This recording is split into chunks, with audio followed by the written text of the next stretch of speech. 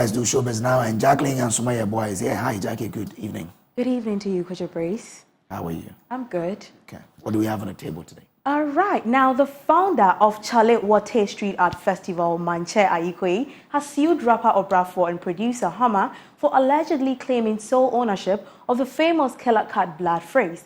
The ownership of the phrase used in the popular Obrafuor track Oyohine Remix came under scrutiny after the rapper sued Canadian artist Drake for using it in his track without the former's permission. We all remember the Killer Cut phrase used in Obrafuor Oyohine's Remix song. Killer cut, blood, killer cut. Killer cut, blood, killer cut. In June 2022, Ghanaians woke up to a surprise when they saw Canadian rapper Drake had not only released an album, but he sampled Obrafuor's Oyohine Remix released in 2003 for his track Calling My Name. My heart it beats. Killer cut, blood, killer cut, blood, killer cut.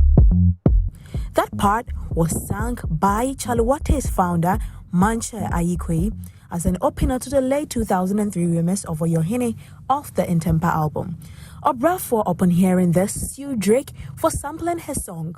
But in a twist of event, founder of Street Art Festival Mantse is suing Obrafuor and producer Hammer for claiming sole ownership. Mantse states that his artistic work in the form of a spoken word titled Killer Cat was used in the song Oyohine by first defendant, which is Obrafuor, without permission, but without transfer of any right nor permission to Obrafuor to register the work as his own or receive any payment from its subsequent use by anyone in any form.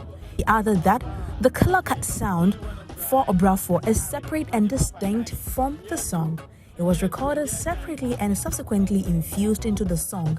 Hammer mainly used it to enhance and improve the song. Mantse revealed that after knowing of Drake's request to use that part of Oyohine's track, he called for a meeting with both Obrafuor and Hammer. However, none of his requests materialized.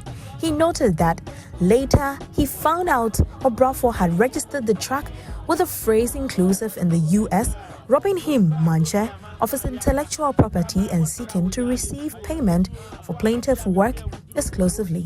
Meanwhile, although the suit was filed in July 2023, Mantse in a Facebook post revealed that Hammer and Obrafuor had been evading being served by the court's bailiff. What do you think? Who is right here? Obrafuor, Hammer, or Mantse? For Joy News, I am Jacqueline Ansama Yeboah. Killer cut, blood, killer cut. Killer cut, blood, killer cut. Okay, do you want to try? Well, let's delve more into that. Now, I have the spokesperson for Mantse, Ani Osabute, joining me on Zoom right now. Now, Ani, although Mantse did not file a lawsuit against Hammer and Obrafuor, he filed it last year. What progress has been made in this case? No progress. I can tell you from where I sit that we haven't made any progress at all. And that is why we went back to the court for a substituted service with respect to this particular case. This should have been resolved quietly. Quite recently, I heard the Hammer and Joy showbiz on Saturday with Kwame talk about the fact that all the parties have been included in the process and that there's going to be an amicable solution to it. But from us, know what the situation is. So, and also the fact that once the issue came out, Mantse reached out to Hammer because they have a very long-standing working relationship. And based on that, it felt like we can all see this and resolve it once and for all. Unfortunately, it never happened. So, we have to go through this legal route to resolve what should have been amicably resolved from the onset. Yeah. Okay. Now, well, you said you've spoken to them, but have they actually responded to the legal proceedings? Not at all, because this case was filed somewhere last year, and then we've been trying to serve them for a very long time, and we've not been very successful. And that is why we have to go through the substituted service, which means that we can use any platform through even the medium that you are using now, which the court allows for Mantse as owner of that particular Killer Cat Blood sampled piece to do. So at this stage, we've thrown the ball right into their court, so it is for them to respond and come back.